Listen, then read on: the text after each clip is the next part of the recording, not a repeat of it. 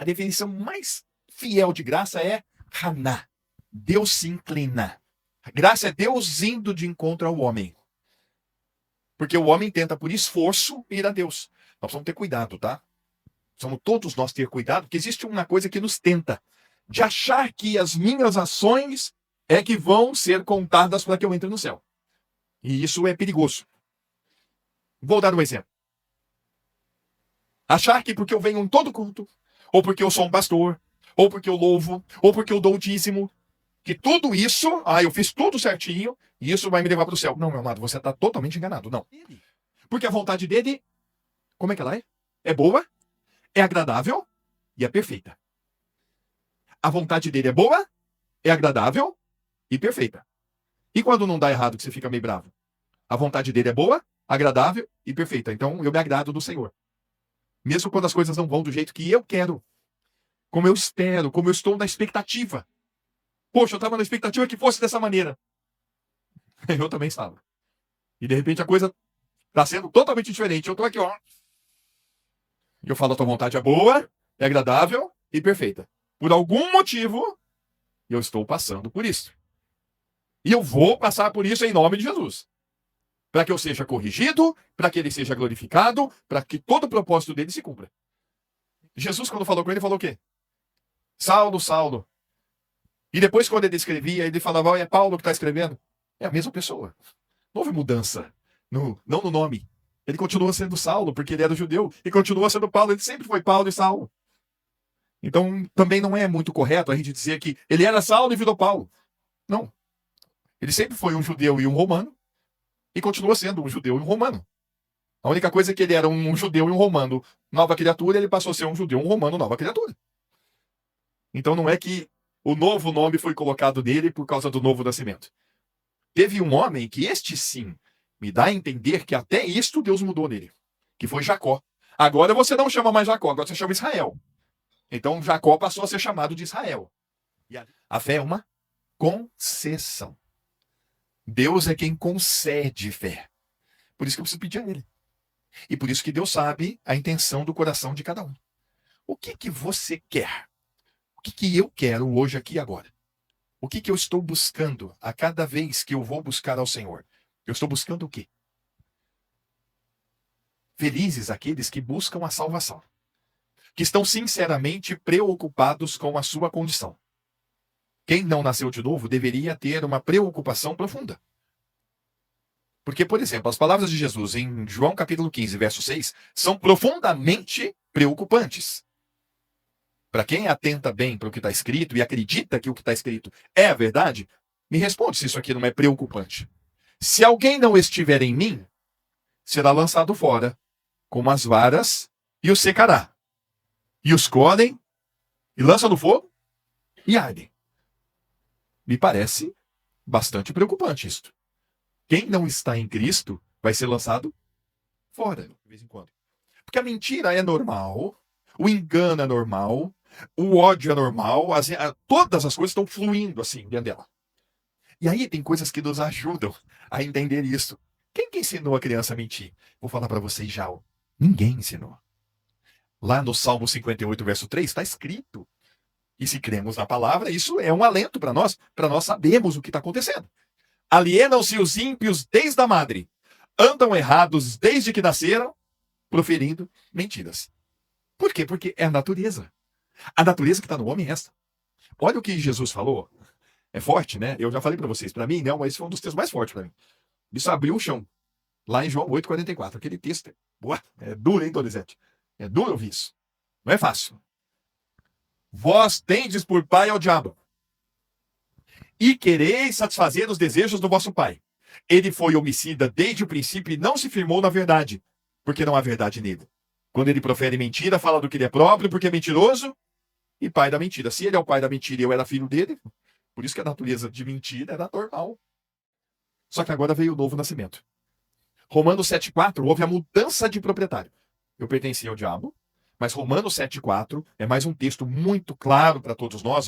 Assim, meus irmãos, também vós estáis mortos para a lei pelo corpo de Cristo, para que sejais doutro, daquele que ressuscitou de entre os mortos, a fim de que demos fruto para Deus. para que sejais de outro. Então eu pertencia a quem? Ao diabo. Agora, pelo novo nascimento, por isso que eu morri com Cristo, e agora pertenço a Cristo. Mudança de proprietário. Deixei de ser filho do diabo para ser filho de Deus. Você nasceu de novo. Então, você tem natureza para mentir agora? Quando isso ronda você, e mesmo aquelas mentirinhas mais bobinhas, se ela não te incomodar profundamente e te levar ao arrependimento, ó, você me perdoe, isso não faz parte mais da minha vida. Porque muitos, como eu, viveu uma vida de mentira. E mentir, meu amado, é uma coisa que está no mundo. Quantos negócios que não são feitos no mundo hoje? Quantos que se usa a verdade para... Entende? A gente precisa tomar muito cuidado com a mentira. Apocalipse, capítulo 21, versículo 8. Vamos ver se é isso? Mas quanto aos tímidos... Deixa eu só explicar o que é tímido aqui. Não é tímido porque eu tenho vergonha, ainda não. Tímido é aquele que não tem a capacidade de confessar Jesus. Esse é o tímido. É aquele que ele não consegue, ele não tem a condição de dizer: ah, Cristo me atraiu, eu nasci de novo. Esse é o tímido. E eu vou colocar aqui para vocês questão minha. Eu entendo que o batismo ele passa por aí. Aquele que não confessa, ele não entra. Aí uma senhora me perguntou aqui, que teve batismo, né? Mas se o ladrão não foi batizado? Falei, pois é, ele estava pregado na cruz. A senhora está pregada em algum lugar? Se tiver alguém que não tem a condição física de ser batizado, ele vai deixar de entrar no céu? É só você pensar, uma pessoa que está no hospital, você vai lá e prega para ela, ela morre. Ah, mas ela não foi batizada. Pera, mas não é isso que impede ela de entrar no céu. Agora, o batismo nas águas, para aqueles que podem, aí eu vejo que ele é fundamental. Porque aí entra nesses tímidos aqui. Eu não me envergonho do Evangelho de Cristo. Entende? Por isso que precisa entender o tímido aqui. Aos incrédulos, incrédulo é aquele que não crê. Eu não creio. Amém. Tá tudo certo. Você tem todo direito.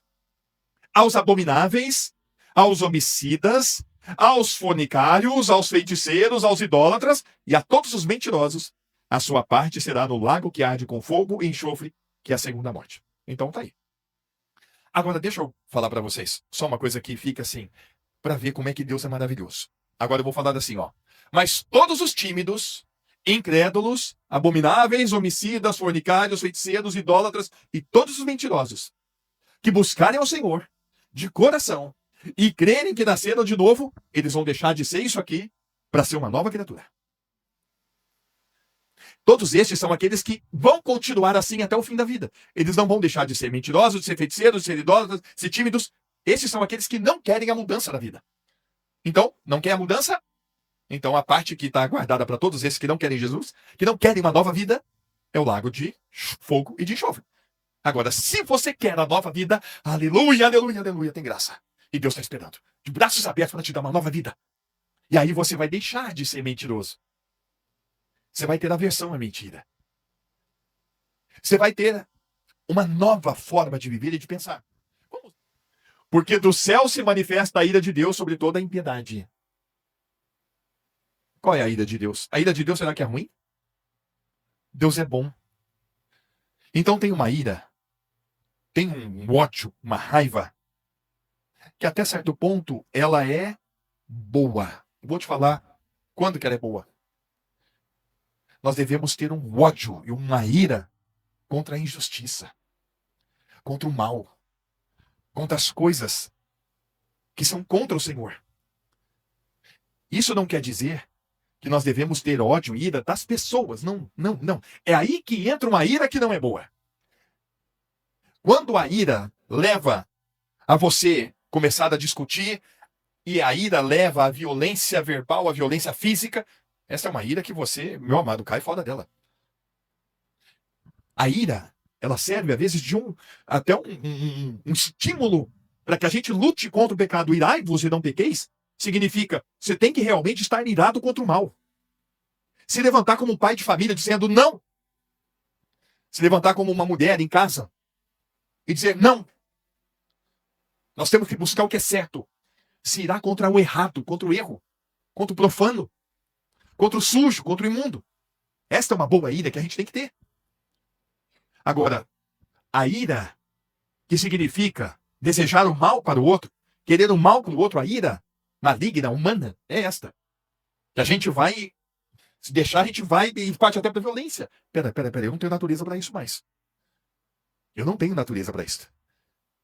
Sentir raiva, isto é humano. Da mesma maneira que sentir alegria, tristeza, indignação, todos esses sentimentos fazem parte da nossa caminhada. Por isso que está escrito, irai-vos. Mas você não tem mais natureza pecadora para isso. Não para se irar contra desejar mal ao outro. Porque está escrito, minha vingança eu recompensarei, diz o Senhor. O nosso desejo deve ser sempre pela justiça divina. Olhar para todo ser humano e desejar na vida dele a justiça divina. Que seja feita a justiça divina na sua vida e na minha. Isso é ter uma conduta cristã. Não é desejar o mal dele, a morte dele, o fim dele, sabe? Quero ver, ele vai sofrer, essa pessoa, ele vai passar o pão que o diabo amassou. Isso não deve ser o sentimento que está em nós.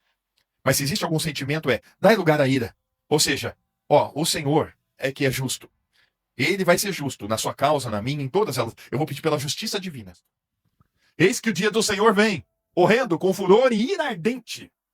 A ira do Senhor, a indignação dele, ela já está sendo anunciada. Mas ela vai se consumar nesse grande dia. Volta lá em Romanos 1,18. Olha lá. Romanos 1,18. O céu se manifesta a ira de Deus sobre toda impiedade, injustiça de todos os homens que detêm a verdade e justiça. Ainda fala que ninguém vai ficar, porque o que Deus se pode conhecer, nele se manifesta, porque Deus o manifestou. Porque as suas coisas invisíveis, desde a criação do mundo, tanto o seu eterno poder como a sua divindade, se entendem e claramente se vê pelas coisas que estão criadas, para que eles fiquem indesculpáveis. Ou seja, Deus está falando. A ira virá sobre todos aqueles que não quiserem o Senhor. Agora é a hora de sair debaixo da ira de Deus. A ira de Deus permanece sobre todos aqueles que não creram ainda. Por quê? Porque pode ser que você não esteja nem percebendo isso. Mas o grande dia chegará. Ou o dia da sua morte também. E aí, meu amado, é que todos verão, face a face, o que é a ira de Deus. Quem não estiver em mim, será lançado fora. Como escaparemos? Serpente, raça de víboras, como escapareis da condenação do inferno? Olha a ira de Deus, ó. Deus está falando, Deus já está irado contra todos aqueles que não creem nele. Todas as vezes que provocaram a ira de Deus, porque não criam nele. Mas que Deus é esse? Esse é um Deus justo, amoroso, gracioso e misericordioso.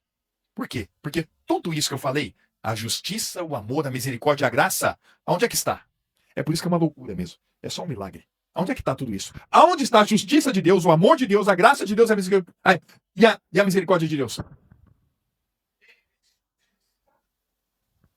É ali que ele mostra o quanto ele é justo, o quanto que ele é amoroso, o quanto que ele é gracioso, piedoso, bondoso, misericordioso. Ele deu o melhor que ele tinha para nós. Aliás, ele quer fazer essa troca na tua vida. Me dá a tua vida que não vale nada. Aliás, vale menos que nada. Eu vou dar a vida do meu filho para você. Só Deus vai fazer isso.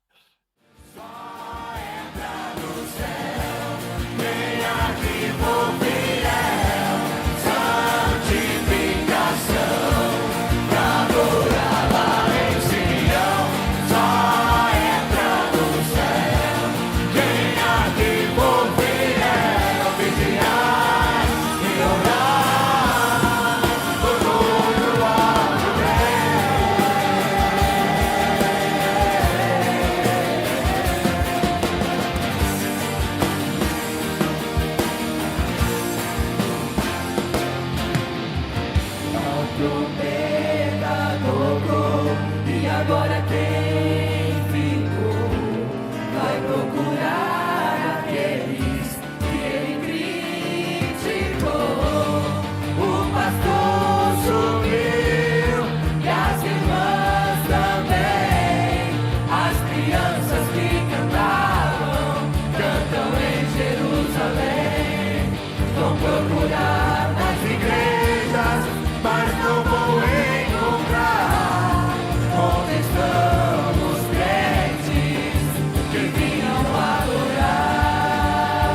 Saiu a notícia que o mundo não acreditou. A igreja